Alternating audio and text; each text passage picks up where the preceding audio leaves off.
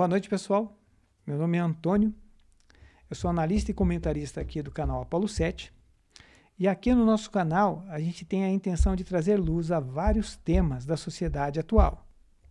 Tem muitos temas espinhosos que a gente vai abordar um a um aqui, inclusive recebendo comentários que vocês possam enviar e sugestões de temas.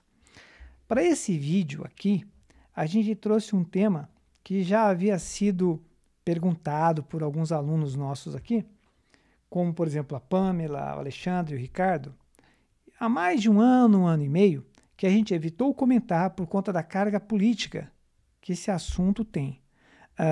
Já visto que o tema que a gente vai abordar aqui foi utilizado e foi o calcanhar de Aquiles contra, especificamente, né, a reeleição de vários presidentes mundo afora, em especial aqui do Brasil e da América do Norte, né? Nem preciso citar o nome, mas vocês sabem quem foram os presidentes que não conseguiram a sua reeleição, especificamente por causa desse tema. Principalmente, na verdade, por causa desse tema. Esse tema é realmente a base, né, que foi utilizada para atacar esses mandatários na época. Muito bem, o tema é a doença, a pandemia que assolou o mundo, né? A pergunta foi, eu vou resumir mesmo a ideia da pergunta, porque esses alunos e muitos outros fizeram basicamente a mesma pergunta. A pergunta era, olha, professor, tem como fazer algum tipo de análise com um dado que evite discussões e réplicas a respeito da efetividade, né? Mais especificamente, eficiência do imunizante utilizado contra essa doença especificamente, para não incorrer em bate-bocas e coisas do gênero? Nós aqui do canal nos reunimos e acabamos chegando a um consenso de que sim, a melhor forma de abordar isso era sair da discussão a respeito de como que funcionou em cada pessoa o imunizante. Vale lembrar que muitas pessoas, inclusive médicos, enquanto a imunização era sendo realizada, alegaram que as pessoas que foram levadas ao hospital, mesmo imunizadas, tiveram efeitos colaterais, né, efeitos da doença, né, ou seja, ataque da doença, amenizado por conta do imunizante. Mas note, isso é contra o conceito de imunização, porque a ideia da imunização é, você tem uma família de vírus e dentro dessa família, na qual todos os vírus são similares, você escolhe um mais fraco ou atenuado, de propósito, para injetar no corpo humano.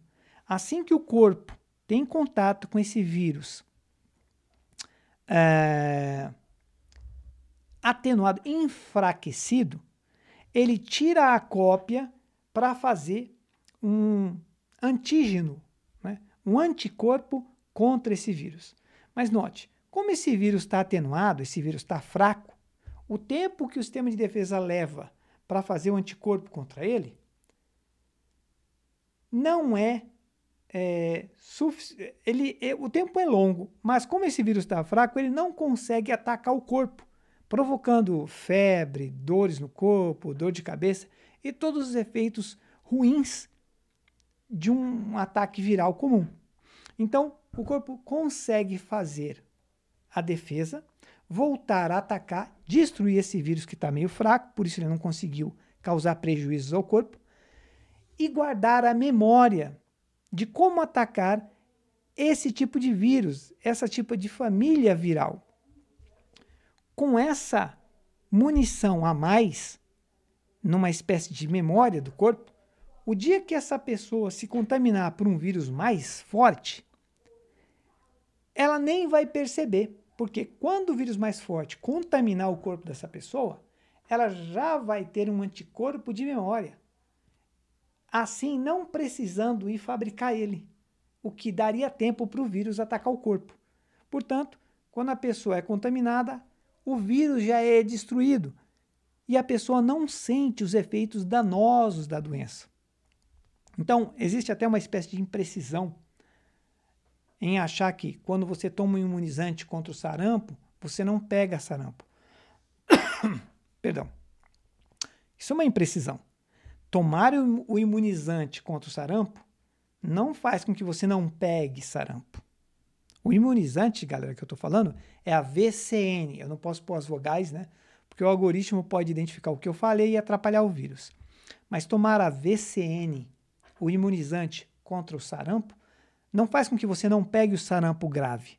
Esse sarampo atenuado ensina o corpo a como lidar com o sarampo grave. Portanto, você pega sim o sarampo grave.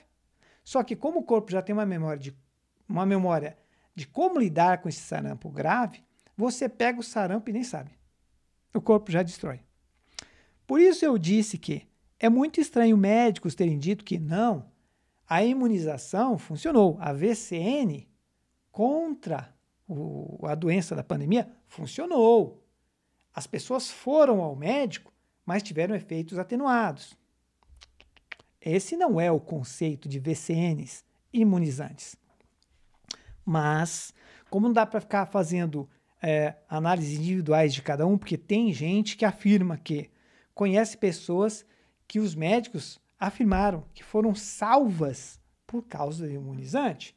Para a gente não cair nessa discussão, resolvemos dar um passo para trás e sair desse ambiente inscrito para um ambiente mais circunscrito e olhar como um todo. E aí eu quero mostrar para vocês um site muito específico aqui que vai nos ajudar a analisar esses dados com um pouquinho de maior exatidão. Tá aqui, ó. Deixa eu pegar aqui. O site já tá aqui? Já tá. Maravilha, tá aqui. Ó, esse site aqui, ó, o site de Registro Civil do Brasil. Esse site aqui soma o número de nascimentos, casamentos e óbitos em todo o Brasil ou em regiões que você queira especificamente. Esses dados são registrados pela igreja desde que os portugueses chegaram aqui. Então é muito antigo. Nota, você pode ter todos os registros, só nascimentos, só casamentos ou só óbitos. Muito bem. O que nos interessa aqui é o óbito. Aí você pode pegar esse site aqui e escolher o ano. Ó, eles têm de 2015 para frente. Você coloca 2015 aqui, 2015, manda pesquisar. Aí a base de dados vai te mostrar o número de óbitos, 1.088.449. E aí, óbvio, vocês já perceberam que você escolhe o ano aqui, pesquisa e ele vai trocando isso aqui assim que você quiser. Ó, 1.162.088 é maior, né? Claro, pô, aumentou o número de mortes? Normal. A população brasileira e do mundo inteiro vai envelhecendo, então vai aumentando, vai envelhecendo, sempre tem mais mortes, ano após ano, isso é normal. Aí o que a gente fez? Ó, vamos pegar o número de óbitos para não entrar numa discussão específica. Ah, fulano teve efeito, mas se recuperou. Beltrano teve efeito, não se recuperou.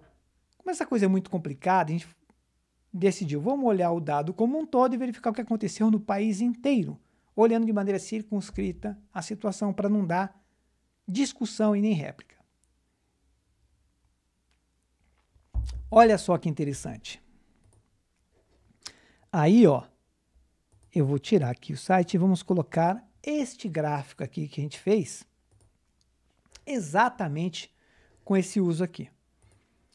Ok. Muito bem. Olha que interessante aqui, ó. Essa região que eu circulei aqui são os anos que a gente pesquisou no site aqui. Vocês podem fazer na sua casa sem problema nenhum, no celular, tanto faz. A gente colocou os números aqui de óbitos ano após ano e colocamos aqui, ó, de laranja 2020, vermelho 2021. Laranja porque foi o ano da doença, como está aqui. Vermelho porque foi o ano da imunização. Eu não posso falar esse nome especificamente aqui, vai dar problema grave, claro. Mas olha só, tá vendo essa linha preta aqui, ó? Eu fiz aqui para mostrar uma tendência. Parece que o número de mortes sem essa doença específica, nem o imunizante, tendia a uma linha muito perto de reta, que era uma média de 5% de aumento ano após ano. Mas olha, aqui o ano da doença, nós não temos esse 5%, 14%. É verdade, foi a doença, claro, ninguém discute isso. Mas olha o que aconteceu no ano da imunização.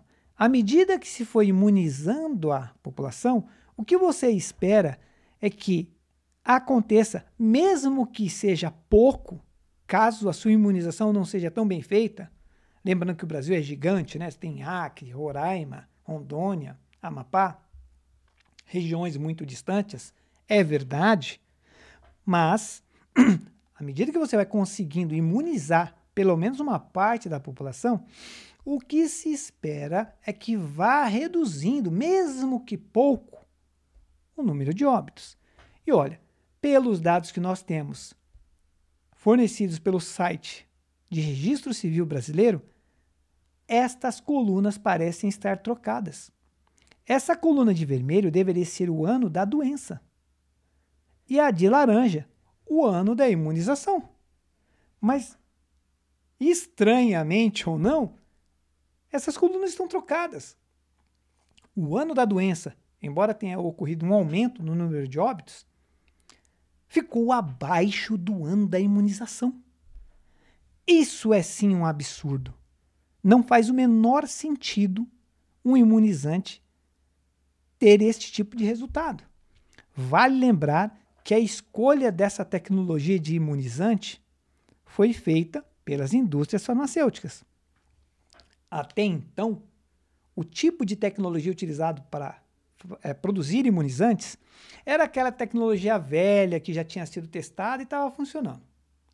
E aí, nesta crise mundial, eu não sei o porquê, as indústrias farmacêuticas resolveram utilizar a tecnologia nova que não havia sido testada.